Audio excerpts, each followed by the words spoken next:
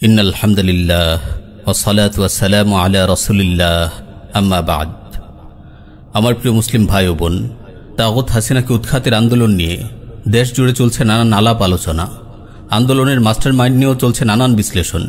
কিভাবে সম্ভব হলো 16টি বছর ধরে ক্ষমতার আসনে চেপে বসা, দাম্ভিক স্বৈরাচারের এমন লাঞ্ছনাদায়ক পতন?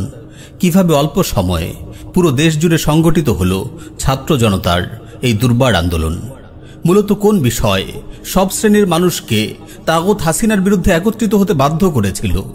শহর থেকে পাড়া মহল্লা, রিক্সা চালক থেকে চাকুরিজীবী, ছোট শিশু থেকে ভার্সিটির স্টুডেন্ট, ওলামায়ে কেরাম থেকে জেনারেল শিক্ষিত, সব শ্রেণী পেশার মানুষ কেন হাসিনার পতনের জন্য কাঁধে কাঁধ মিলিয়ে মাঠে নেমেছিল?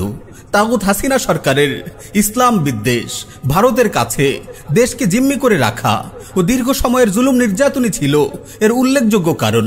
তাগুত হাসিনার শাসন আমলে ইসলাম বিদ্বেষ এত চরম মাত্রায় পৌঁছেছিল যে প্রিয় নবী সাল্লাল্লাহু আলাইহি ওয়াসাল্লামের সুন্নাহ পালনের কারণে মুসলিম যুবকদের জঙ্গি আখ্যায়িত করে হয়রানি করা হতো, নারী শিক্ষার্থীদের হিজাব পরিধানে বাধা প্রয়োগ করা হতো, কমলমতি মুসলিম শিক্ষার্থীদের ঈমান হারা করার জন্য শিক্ষা সিলেবাসে যুক্ত করা হয়েছিল ঈমান বিধ্বংসী বিভিন্ন বিষয়।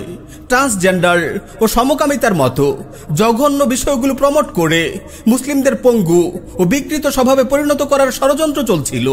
তাগুত হাসিনা মোদির গোলামি ও হিন্দুত্ববাদ প্রীতির কারণে এদেশকে ভারতের কাছে জিম্মি করে রেখেছিল।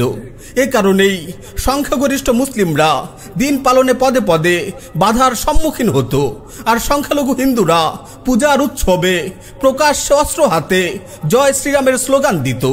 হাসিনার ইসলাম বিদ্বেষ, ভারত প্রীতি ও জুলুম নির্যাতনের কারণেই এদেশের সর্বস্তরের মুসলিমরা তাগুত হাসিনা সরকারকে উৎখাতের জন্য মরিয়া হয়ে উঠেছিল। নিজেদের জীবন বাজি রেখে তার আন্দোলনে ঝাঁপিয়ে পড়েছিল, বুলেটের সামনে বুক পেতে দিয়েছিল, তবুও পিছু হটেনি। আমার প্রিয় মুসলিম ভাই ও বোন, দুঃখজনক হলেও সত্য, তাগুত হাসিনা উৎখাত হয়েছে যেসব কারণে, সেসব বিষয়ের পুনরাবৃত্তি আবারও শুরু হয়েছে। তাগুত হাসিনার শাসন আমলে যেমন ইসলাম বিদ্বেষ ছড়িয়ে পড়েছিল, দেশের স্বার্থকে উপেক্ষা করে ভারতের মর্জিকে প্রাধান্য দেওয়া হতো, আজও সেসব বিষয় আমাদের সামনে আসছে। ঘুরে ফিরে সেকুলারদের মত পথ ও চিন্তাকে গুরুত্ব দেওয়া হচ্ছে। ইসলাম ও মুসলিমদের বিরুদ্ধে ষড়যন্ত্র চলছে। পাঠ্যপুস্তক সংশোধন ও পরিমার্জন কমিটিতে রাখা হয়েছে চরম ইসলাম বিদ্বেষী, শাহবাগী ও সমকামিতা প্রমোটকারী এমন বিকৃত মনা লোকদের। শিল্পকলা একাডেমির মহাপরিচালক পদে নিয়োগ দেওয়া হয়েছে এমন ইসলাম বিদ্বেষী শাহবাগীকে, যে বলেছে 2024 সালে এসেও মেয়েদের বোরকা পড়তে হবে কেন? এত বড় স্পর্ধা এই শাহবাগী সেকুলারদের। কেমন যেন এরাই জালিম হাসিনাকে হটিয়ে দেশকে স্বৈরাচার মুক্ত করেছে, তাই তাদের ইচ্ছে মতোই বাংলাদেশের আইন কানুন চলবে। শুধু তাই নয়, ব্রাকো এনজিওগুলোকে সাথে নিয়ে ইসলাম বিরোধী এজেন্ডা এলজিবিটিকিউ বাস্তবায়নের লক্ষ্যে সেকুলাররা কাজ করে চলেছে। সেকুলাররা তাগুত হাসিনার শাসনামলে যেমন ঈমান বিধ্বংসী নানান ঘৃণ্য এজেন্ডা বাস্তবায়নে কাজ করেছে, অন্তর্বর্তীকালীন এই সরকারও আমেরিকাকে খুশি করতে সেসব ঘৃণ্য এজেন্ডা বাস্তবায়নের চেষ্টা চালাচ্ছে। হাসিনার পতনের পর দেশ মূলত ভারতের বলয় থেকে সরে এসে আমেরিকার বলয়ে প্রবেশ করেছে। তাই তো এখানে পাশ্চাত্যের মতবাদ ঢুকানোর পায়তারা চলছে। মুসলিমদের ইসলামের সঠিক শিক্ষা থেকে সরিয়ে লালনবাদীদের মস্তিষ্ক প্রসূত লোকায়ত ইসলামের প্রসার ঘটানো হচ্ছে। তাছাড়া উপর দিয়ে ভারত বিরোধিতার কথা বলা হলেও এখনো ভারতের প্রতি নতজানু মনোভাব দেখানো হচ্ছে। দেশের মানুষ ন্যায্য দামে ইলিশ পাচ্ছে না, অথচ ইলিশ পাঠানো হচ্ছে দেশের প্রধান শত্রু দেশ ভারতে। সেখানের হিন্দুরা যেন ইলিশ খেয়ে আয়েশের সাথে পূজা উদযাপন করতে পারে। আমার প্রিয় মুসলিম ভাই ও বোন, এদেশের মুসলিমরা ভারতের স্বরূপ যেমন জানে, আমেরিকার স্বরূপও তারা জানে।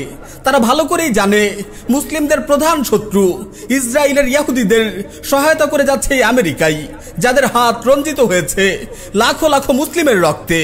আর মুসলিমরা ভালো করেই জানে আমেরিকার ভূত কিভাবে তাড়াতে হয়।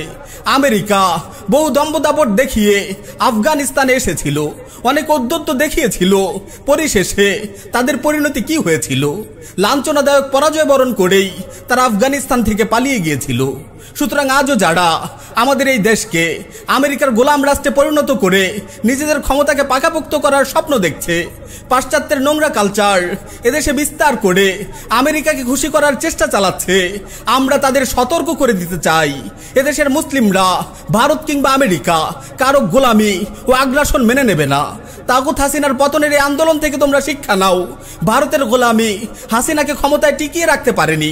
লীগের বিশাল গুন্ডা বাহিনী থাকা সত্ত্বেও হাসিনা নিজের গদি ধরে রাখতে পারেনি। ছাত্র জনতার সাহসী অগ্রযাত্রার সামনে সব জালিমের পতন ঘটেছে। এই আন্দোলন থেকে মুসলিমদের সবচেয়ে বড় অর্জন হলো মুসলিম তরুণরা জেগে উঠেছে। তারা তাদের হারিয়ে যাওয়া সাহস আবারও ফিরে পেয়েছে। তারা এখন হকের জন্য ও ইনসাফ প্রতিষ্ঠার জন্য জীবন দিতে শিখেছে। হিন্দুত্ববাদী কিংবা পাশ্চাত্যের কোনো শক্তি তাদের দমাতে পারবে না বিইজনিল্লাহ।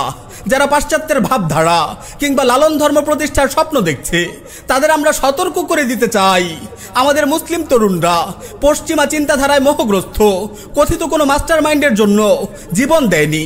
লালন প্রেমী ফরহাদ মাজহার, তাকে দেখেও তারা মাঠে নামেনি। তারা মাঠে নেমেছে ইসলামী চেতনাকে বুকে ধারণ করে, শহীদ হওয়ার তামান্না নিয়ে।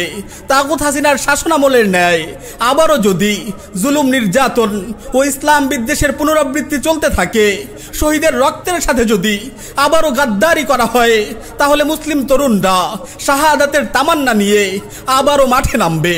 শরিয়া প্রতিষ্ঠার মাধ্যমেই তারা তাদের অধিকার নিশ্চিত করবে ইনশাআল্লাহ। শরিয়া প্রতিষ্ঠার মাধ্যমেই তারা তাদের অধিকার নিশ্চিত করবে ইনশাআল্লাহ।